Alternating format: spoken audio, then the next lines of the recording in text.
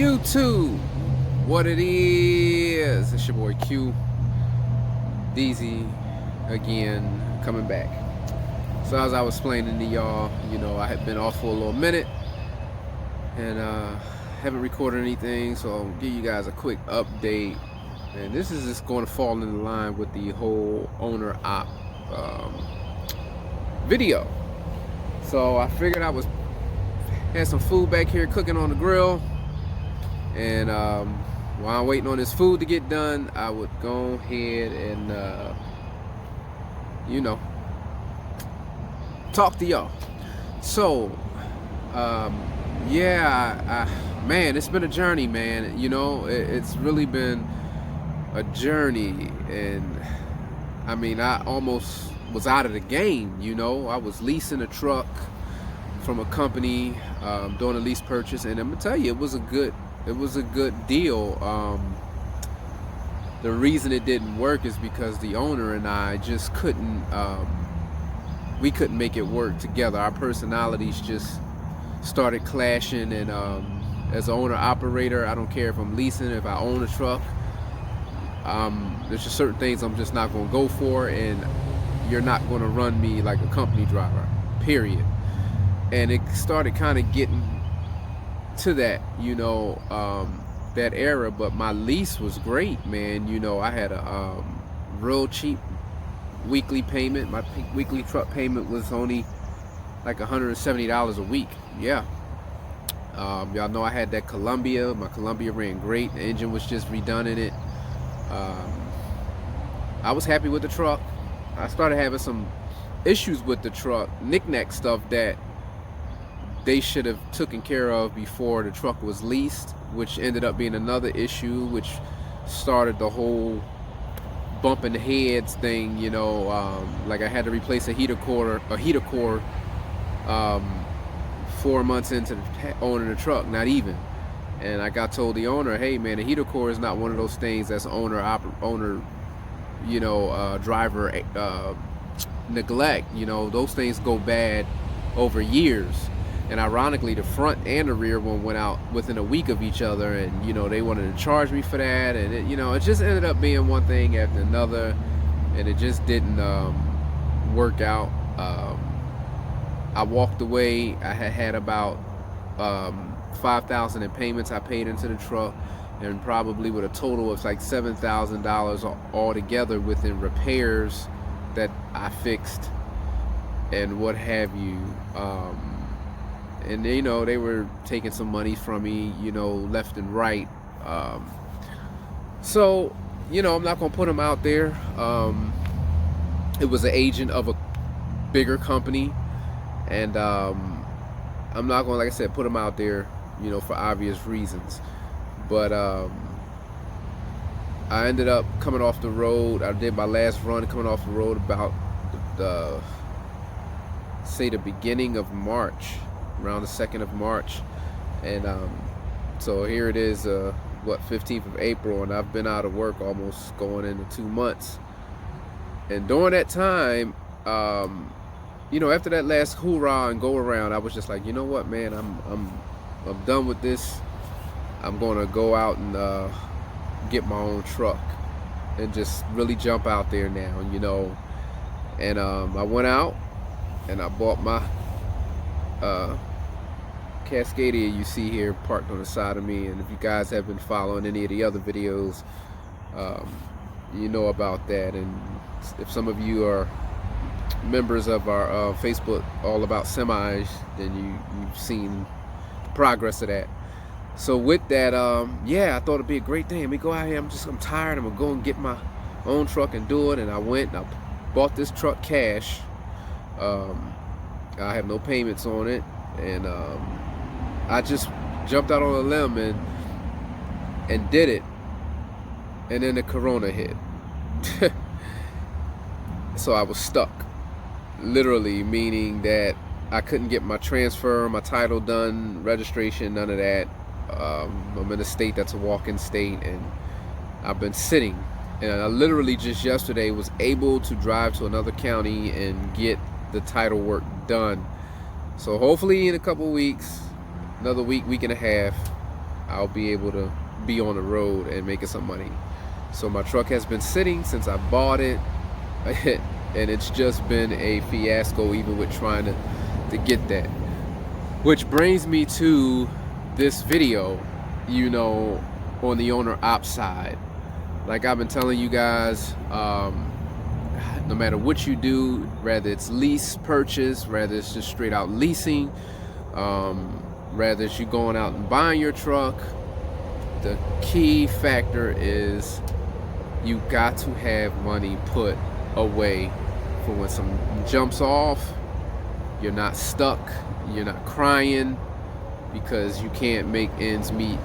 And I was fortunate enough to have money put away where I could make moves while I was off. And I say, just because, you know, as a owner operator, and anybody out there, whether it's trucking or anything, just because you have money put away and money saved for a rainy day does not mean that it's okay to not have an income coming in, or it's okay, I'll be able to weather this month because I got X amount of dollars in the bank. I'm okay. You might be okay, but doesn't mean that it feels good. I literally have had no real income coming in the whole month, and then I went out and bought a truck during that time, you know. But I had got such a great deal on the truck, and it was one of those things I had to do it regardless, so I did it. But again, you know, just because you have money put away don't mean that it's okay to just chill, and that, you know, you don't want to have any monies coming in, that you could just be chilling. I do have a little small auto parts business and an auto repair business, and I do that when I want to do it. But by far, I wasn't generating enough with that to even consider, you know, paying all my bills with, because I kind of had put that on the back burner, and then I went back to it and was like, all right, so now I kind of had to like reach out to old sources to get that business back going. Another whole video, you know. But again, you have to save money, y'all. Y'all have to, you gotta sit on your money. And then when you become owner op, you definitely, and I said this in the video, it's like repetitions, but I can't beat this in you guys' head enough. You got to have money put away. Even still, now, you know, me owning this here, that thing right there, you know, to my right, is still going to need things. And when something happens to it, now it's really, really all on me. So, you know, you got to keep money in the bank just for that, you know, in itself. So, this is a whole different ball game, you know, and getting leased on to a carrier, it's a lot of paperwork. I mean, I literally felt like I was signing for a mortgage, you know. I mean, the paperwork and 2290s and this and that, and it, you know, are you going to do IFTA with them? Are you going to do this? It's a lot, you know, on the owner op side. I don't see too many guys talk about that part of it. I didn't see anybody talking about it when I was looking, you know. And it's not just go grab a truck and I'm on the road, I'm leased to a carrier. And the other thing too, some guys come out and they want to jump right into the owner op, and they want to find a carrier. And what I found is that some of these carriers, and the ones that pay good, they are predominantly looking for a higher experience level. So I'm talking about 2 to 5 years experience. Now there are some out there that are taking 1 year, 2 year experience, but a lot of times the terms and what you're getting is a lot different. The options are the options are just slim, you know, whereas the ones that have the experience, they're paying more, they're more flexible and things like that. So you got to be mindful of that when you jump out here and you don't spend enough time in the owner op side, I mean on the company side, learning, you know, the business, and you jump out and then you thinking, oh, I'm gonna just lease on with this carrier, and then you start finding out the ones that you want won't accept you because you just don't have the experience. They don't care that you got your own truck. They just don't care. So be mindful of that, guys. The other thing is that, you know, again, you got to plan out and got to have a plan. If your plan is just to lease onto a carrier and drive and make money, you're gonna hit a whole lot of unwanted roadblocks, because you have to have a plan of how you're going to run your truck, and you need to know how to run your truck. And that's why in the beginning, when I was sharing my first videos, I was telling you guys the process. I went through several companies before I landed into a leasing situation, and before I landed into an owner op situation, and now, you know, I'm going into a whole dispatching my own freight situation too. So, you know, you gotta really have a plan. You just can't jump out there and flap your wings, man. Because like I said, I almost got taken out of the game, man. You know, I lost a lot of money in that Columbia, and it was like I had to start all over from nothing. And I was at a really tough point, you know, in my life when that happened. And that wasn't just that long ago. You know, we're talking not even a good month and a half. So if it wasn't for the grace of God, I mean, literally, if it wasn't for God and opening up some doors for me to be able to make some other moves, to be a different conversation, and I may still be on the company side or going back to the company side.